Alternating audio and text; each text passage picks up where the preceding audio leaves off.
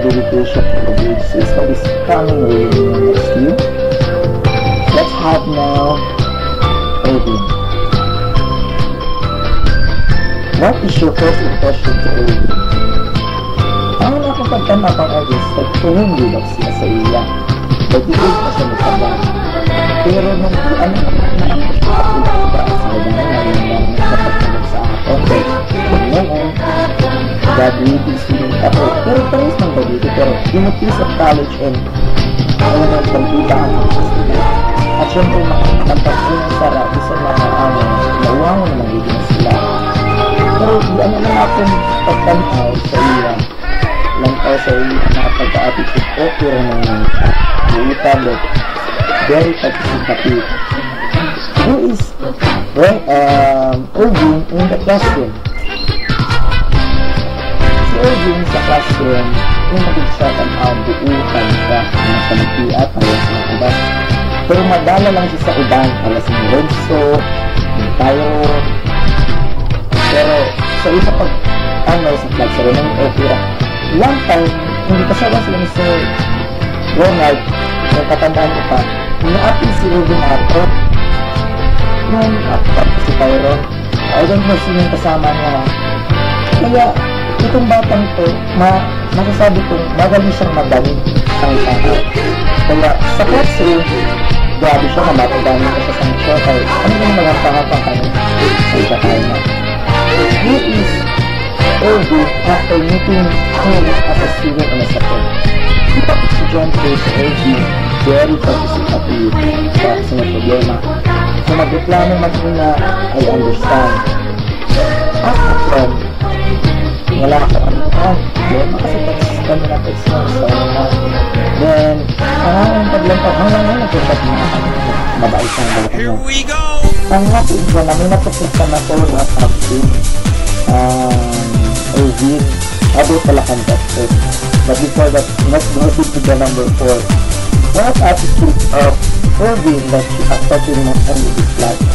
Accepted mo na tayo yung attitude na being religious. Nung sumali siya sa pagiging sa Christian as a part of that, I'm proud of it. Kaya around sa pinapasalamat. Ang pinakatlo ni Tim Hart ang ito. Nung hindi ko gusto sa kanya, yung minsan, nadadala siya ng kanyang mga barkada. Nung nababamang siya na di dapat sa mga pinagagawa nila, kaya tabi-bagay niya naman nila. What is your last message to Irving?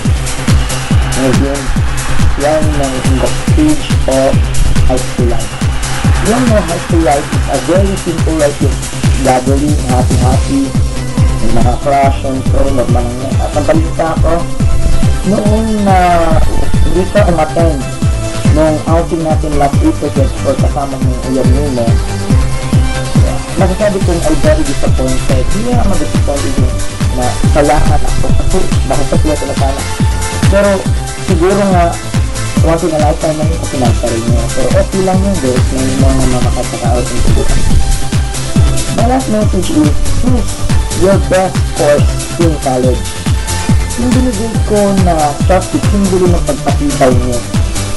Huwag niyo sayang kung ibinigasusin yung mga mama niyo at ng tatay niyo. Maswerte kayo na ipangsa kayo na sumisuporta kayo.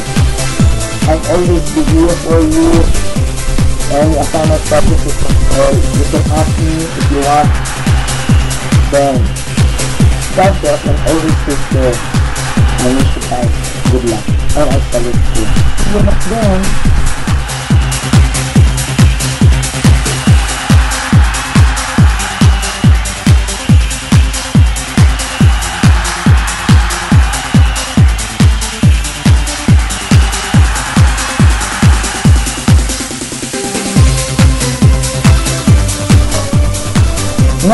Let's go now to Renzo.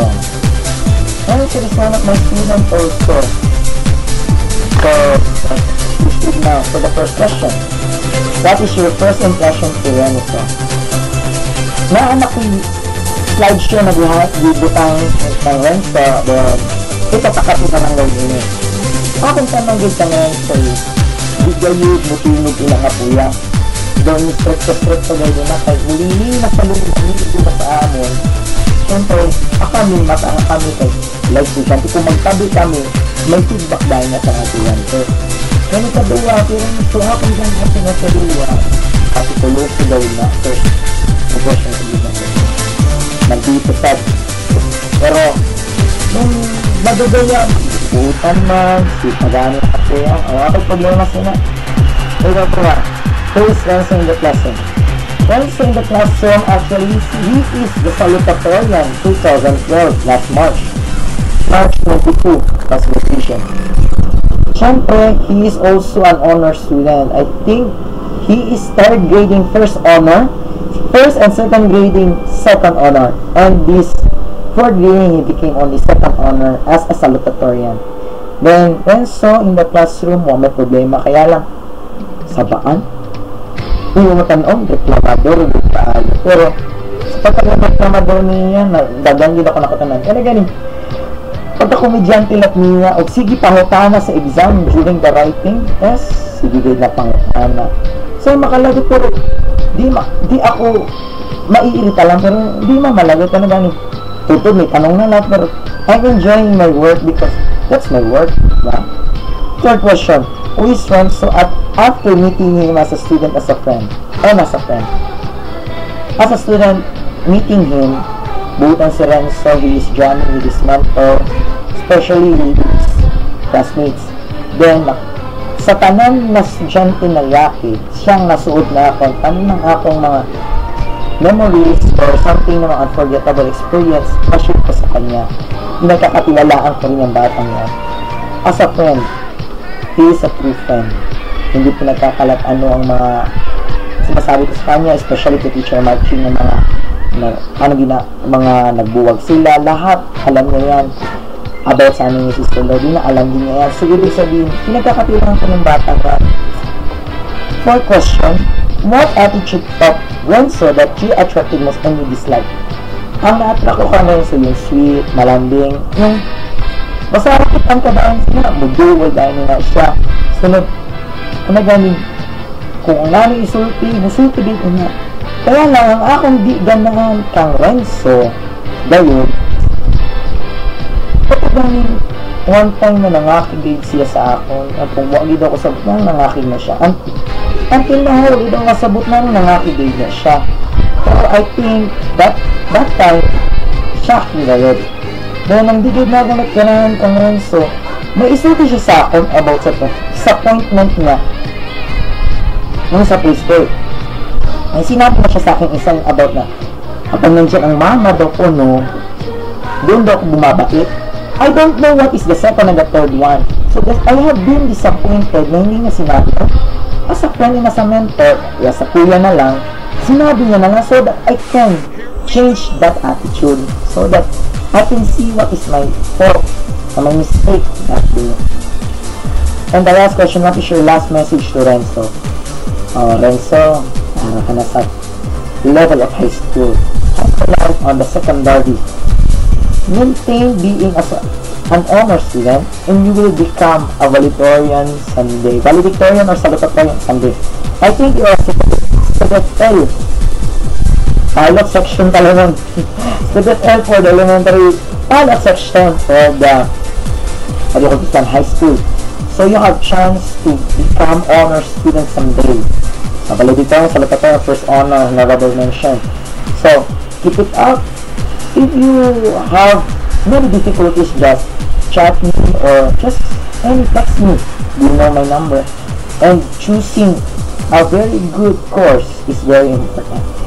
If you want to become a teacher someday, you have many benefits. But be sure that you love your students like me and my triplets. If you want to become a maritime, kasi balita ko you want to be a maritime or a criminology. ko lang just clarify me. So, thank you and God bless. Renzo.